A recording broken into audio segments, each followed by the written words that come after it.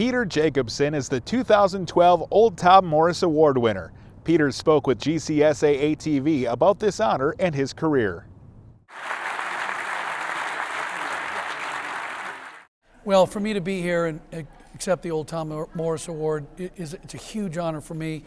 It's also a great chance to rekindle so many relationships I've had in the game of golf for so many years. So many new faces that I met and so many old faces and friendly faces of superintendents I've worked with over the years. It's like coming home. The Old Tom Morris Award, I did a little research and I became more humbled and honored as I read it. But it says it is presented to someone, quote, who through a continuing lifetime commitment to the game of golf has helped to mold the welfare of the game in a manner and style exemplified by Old Tom Morris. My brother David gave me a Tommy's honor, so I wanted to read the book to learn more about Old Tom Morris. I obviously know about Tom Morris, young and old, but I wanted to learn more about it. And when I read this quote and read what the award was for, I figured our father, my dad, our dad must have been Old Tom Morris, because if we didn't do that, we were in trouble. Our father was a Navy pilot. He was a tough guy. And if we didn't obey the rules and observe and protect the integrity of the game, we were in trouble.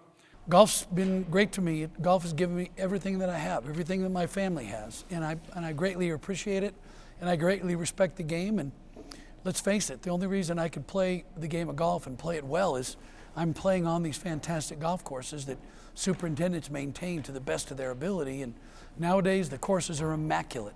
The way that you all can maintain a golf course now, it's unbelievable to me as a player.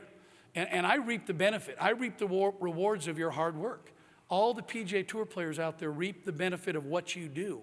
I recognize that, and I appreciate that. We all have bad days when we play golf. And the same goes for superintendents. Some days you get an oil leak in a greens mower.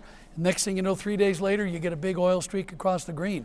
You might have the weather turn completely opposite of what the forecast was, and you lose the greens, or you lose the tees or fairways.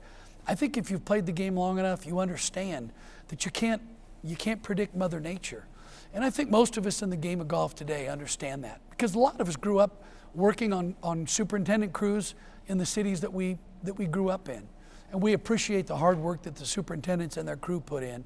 If it wasn't for you, I wouldn't be here today, because you provide us a great canvas to be able to play great golf on and be able to make money. And I wish all golfers would appreciate the hard work that you do. Everybody in this room here tonight has somebody who looks up to them. Somebody that works for you or knows of you. I look at Dave Phipps or John Anderson or Russell Vandehey, Gary Grigg. These people look up to you because they've learned from you. They've learned from you simply because of who you are and the way you do things. Accept that and embrace that. Know that that is what your legacy is going to be in the game. My legacy is not going to be putting my name on, well, I did win the U.S. Open in Tin Cup, which is pretty damn good. Damn good. But embrace that legacy, because you just never know who's watching and who's listening and who's going to learn from you. The most important thing that we can do as tour professionals is give back to the communities that we live in and we play in. I host an event in my hometown of Portland, Oregon. I've played in events, people, Tom Watson, Greg Norman, Jack Nicklaus, Billy Andrade, Brad Faxon, Craig Stadler. We all do for each other, because we all understand that if I have an event, I ask those guys to play, I go and reciprocate and play in their event. I think we're only as good as those that live in our community. There are those that reach out to us to help them. And I just don't include golfers in that. I include superintendents, I include business leaders, I include other professional sports, other professional athletes to do the same thing. And I'm proud that the game of golf gives more to charity than all those other sports combined. I just want to say to all of you, I know you take your profession seriously or you wouldn't be here. A lot of you have traveled great distance to come here. And I appreciate your commitment and the responsibility that you have and that you share.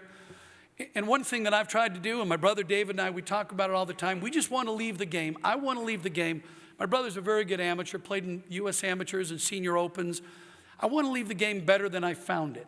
Not just for the young kids that come behind us, that watch pros play or top amateurs, but for everybody that plays the game. I'm a big fan of junior golf.